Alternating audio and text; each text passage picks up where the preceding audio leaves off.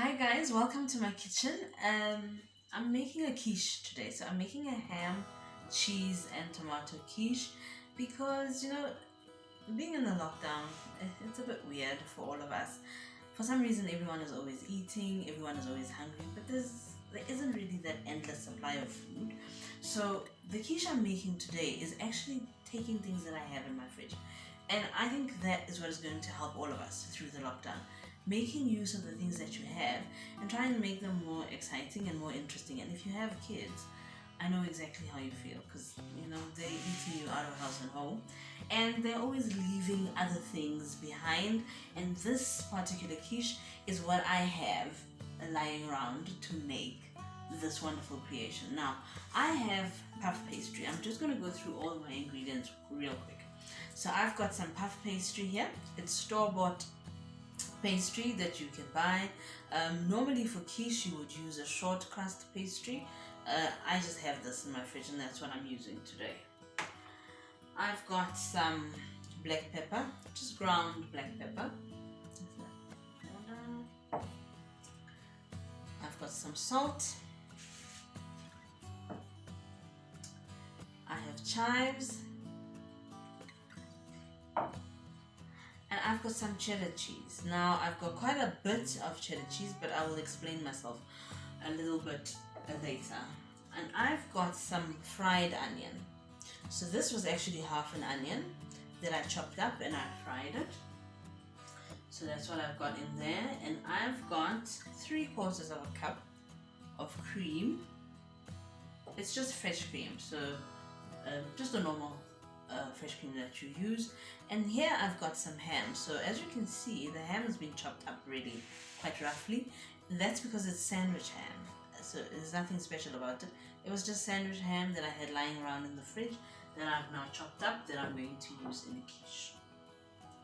And then I've got some tomato slices, and I've got my eggs. Now eggs are a staple in a lot of kitchens, and of late, eggs have become a bit pricey. So normally if you wanted to make omelets, you would use like 3 eggs per person. But this whole quiche, I'm only using 4 eggs for, and you'll see it's going to come out very well. So first in line is the puff pastry. So I did mention that normally I'd be using short puff pastry, but I don't have that in my fridge. I only had puff pastry, which I know is on the meal plan for a chicken pie later on in the week, but I'll make do. So I'm using a pie dish here, but I'm also here to tell you that you can use any oven tray that you have. The size obviously is what will restrict you. Normally, the right way to do it is, roll out the pastry to ensure that it is the thickness that you want. But I don't want to do a lot of work. I mean, I'm also on lockdown. I'm also tired. And these people here don't pay me to cook for them, so sorry. I don't mean it in a bad way. I just mean it in the way I said it. So I'm literally I'd also like to be sitting on the couch and watching reruns of everything. And that's what I want to get back to. I want to do this as quickly as possible. I want to make it an easy, simple process for you. So even if you're not one who enjoys spending a lot of time in the kitchen, I don't want this to be, something that you really don't want to do. I just want you to be able to put it together, have it nice and good, tasting good for everyone to enjoy, and for you to still have your energy and your time off and all of that.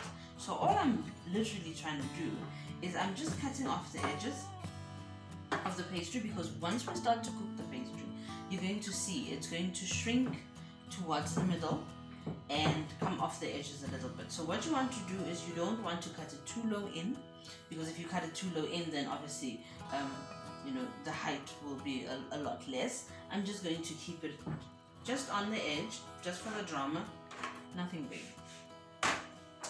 And then, because it's puff pastry, I'm not going to bake it first, because I'm sure you've seen a lot of people when they're making a quiche that they will bake it with nothing inside. It's called blind baking. So you'll either put in baking beans or something like that to weigh it down while you bake it. Short crust pastry, you have to do that too, but I'm not going to do that with puff pastry. Remember, we're making do with what we have. So what I'm doing is I'm just making holes at the bottom, a little bit on the side I'll do as well, just to make sure that the steam has somewhere to escape.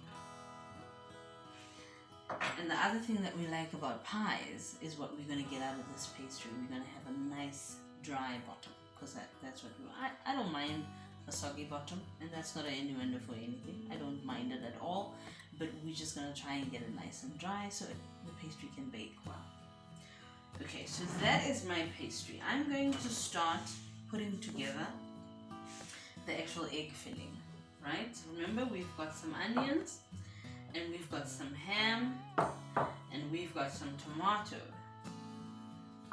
But the egg filling we're going to put together with a few other ingredients, and that's what I'm going to do. So I'm going to put in the cream into the eggs. I'm going to put in the cheese. So I've got quite a bit of cheese, and I'm going to put about 3/4 of what I have, and I'm going to leave some to be able to sprinkle on top of the quiche, obviously.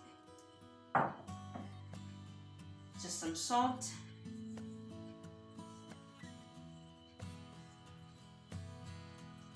Seasoning is very important. It actually makes the difference between a good dish and a great dish. So you have to be liberal when you're seasoning.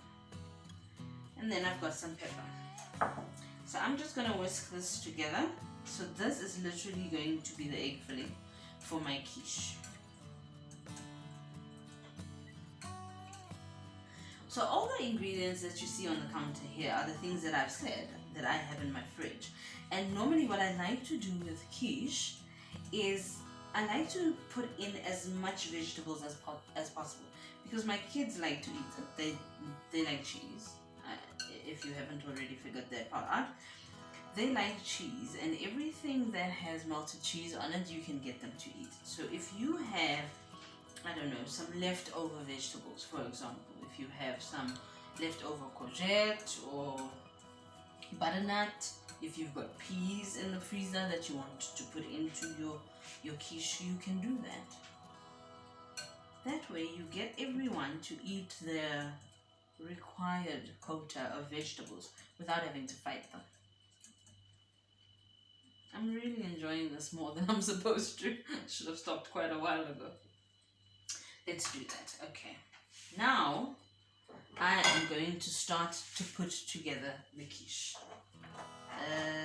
I've got a wooden spoon. Let's use a wooden spoon. So I'm going to put the onion at the bottom, and then I'm going to try and layer it out just like that.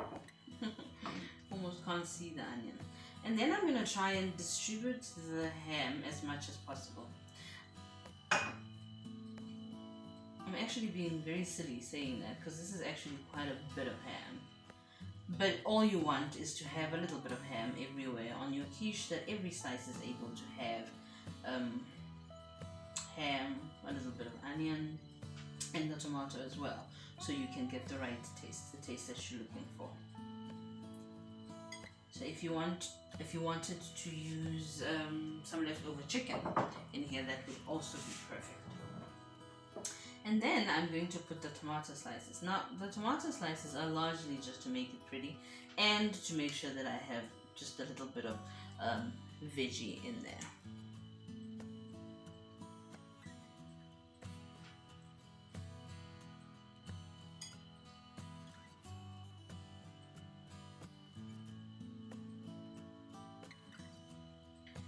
It's so strange how you trap yourself in patterns. I mean, I was literally just going to throw these one on top of another, and now I can't step back.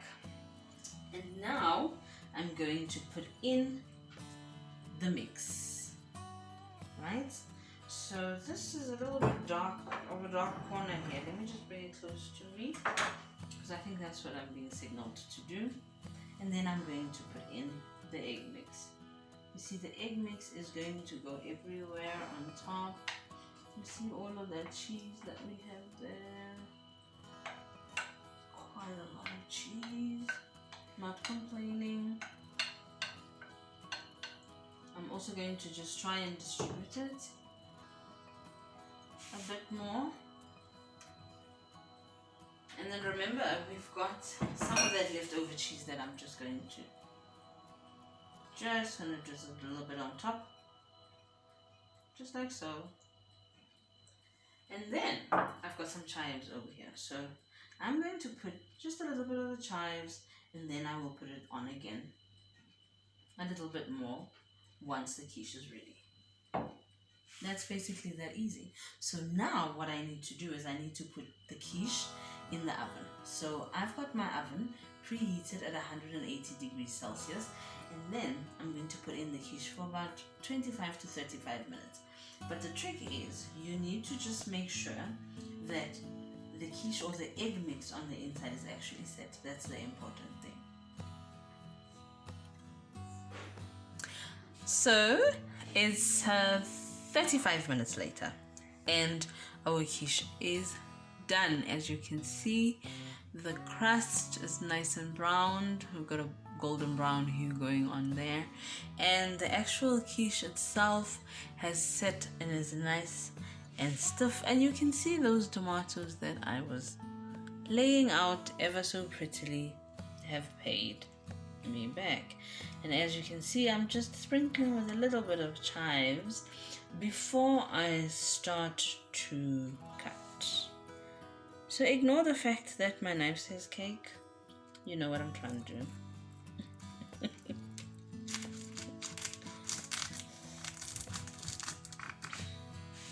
So here we go. It's a nice big slice of quiche. But this is the one that's literally I'm going to use to taste. As you can see, I've just got a little bit of greens there just to make it look pretty, but it doesn't really need help. It looks very, very pretty. And I want you to see how lovely it is on the inside. Can you see all the lovely layers? That is exactly what we are looking for. So 35 minutes in the oven, and this is what you get. Thank you very much for watching. And remember, guys, please remember to like the video, remember to subscribe, and make sure that you hit the notification button, because you need to be able to know the next time that I've got a lovely recipe for you. And the other thing I'd like to ask you to do is to please share this recipe with someone who you know could use it. I mean, a friend of yours, your girlfriend, your wife, your partner, whoever you think could use it, whose quiche you've tasted before and they really need help. Please share the recipe with them, and thank you very much for watching. I'm going to get busy with the quiche now. So this is it from us. Bye bye.